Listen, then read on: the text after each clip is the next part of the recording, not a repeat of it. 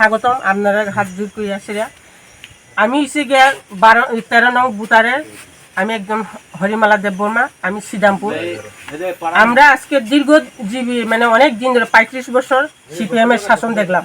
আমি এক সময় নেতৃত্ব আসলাম, নারী সমিতির রাজ্য কমিটির নেত্রী আসলাম।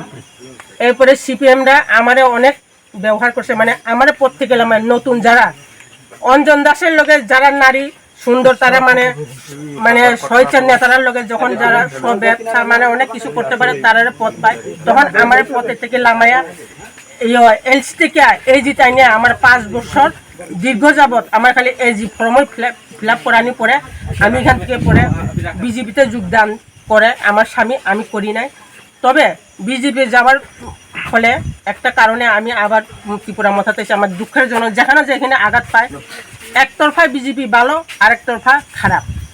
বিজেপিতেও এই লোকটি অক্ষণ না হোক, কিন্তু পরবর্তী সময় ত্রিপুরা মাথা যখন পাস করবো তখন এই লোকটিরে আমি আপনার সামনে মানে সংযুক্ত করতাম পারবো, এটা আমার আত্মবিশ্বাস। এই কথা আমি সবার সামনে কথা দিলাম। তবে আমার যে লোকগুলা এখনও আছে আমি দেখামু পরবর্তী সময় এই কথা কয়ে, মানে আমি এটা আমার পুরানা কার্যকর্তারা আছে বিজেপির মধ্যেও অনেক আঘাত আছে, ওখানে মানে মন খুলিয়া তারা কইতে পারতেছে না। তারা আজকে দীর্ঘজীবী তাই নিয়ে ফ্ল্যাগ গাড়া এমন লোকও নাই, তাই নিয়ে একলা বিজেপি করছিল, এখন এই আঘাতে তাই নিয়ে কইতে পারছে না। তবে ত্রিপুরা মাথা পাস করলে আমি জানি বাঙালি পশ্চিমা সবাই দেবনা সবাই একদম প্রকাশ্যে বাড়ব, কিন্তু ওখানে গোপন তথ্য রয়ে গেছে। অতটুক আমার ভোটার এখানে অন্তত 150-র উপরে ভোটার পড়ব নীরবে, আমি অতটুক কথা কইলাম। এই আশা বিশ্বাস রেখে আপনার কাছে আজ চুলুবাড়ি গৌরপাড়াতে